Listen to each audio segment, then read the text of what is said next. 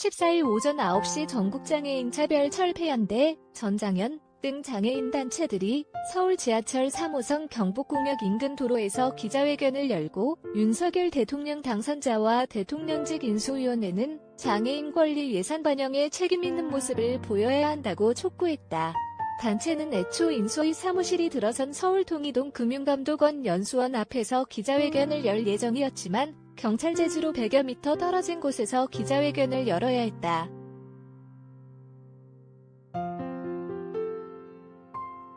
이날 발언에 나선 박경석 전장현 상임 공동대표는 윤석열 대통령 당선자를 직접 만나겠다는 것도 아닌데 이렇게 경찰이 정문앞까지 가는 길을 막고 있다. 이명박, 박근혜 정부 출범 당시에도 인수위 앞까지는 가게 해줬다고 말했다. 박 대표는 이날 인수위 관계자와의 만남이 불발되자 인수위에 전달하려고 했던 장애인 권리 예산 요청서를 찍고 준비했던 축하난을 깨트리며 항의하기도 했다.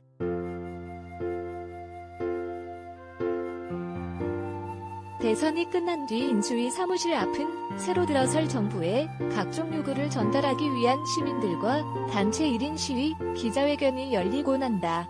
이명박, 박근혜 정부 출범 당시에도 인수위 사무실 앞은 시민단체 기자회견과 시위가 이어졌다.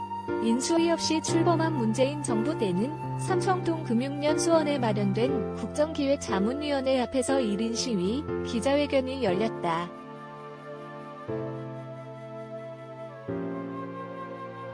이날 장애인 단체를 제지한 이유에 대해 경찰 관계자는 대통령 당선자 집무실 인근으로 경호처에서 협조 요청이 와서 통제가 이뤄졌다고 설명했다.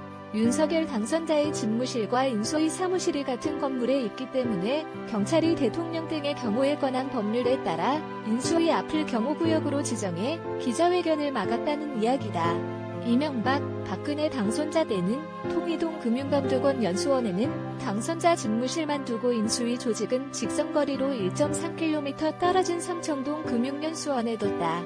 이번에는 그 반대로 윤 당선자 집무실과 인수위원 대부분은 통이동에 있고 삼청동에는 인수위 일부 조직만 근무한다. 장애인 단체 이동권 예산에 대해 답변 달라.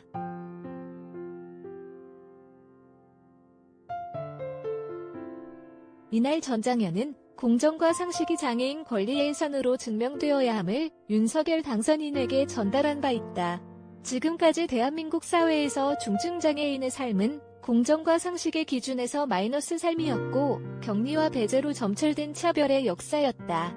장애인 권리가 권리답게 보장되지 않은 핵심 문제는 기획재정부가 권리 예산을 반영하지 않은 차별 때문이라고 했다. 이어 선거 기간 발표된 윤 당선인의 장애인 정책 공약은 기존 장애인 정책에서 퇴행하거나 답습하는 수준에 그쳤다.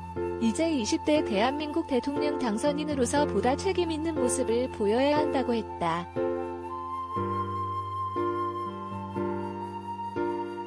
전장현은 오는 23일까지 인수위가 장애인 권리 예산 반영에 대한 답변을 주지 않을 경우 다음 날인 24일부터 출근길 지하철 시위를 다시 시작할 예정이다. 전장현은 지난해 말부터 정부와 대선 후보들에게 장애인 이동권, 교육권, 노동권, 폐시설 권리 보장을 위한 장애인 권리 예산 마련을 약속해달라고 요구해왔다.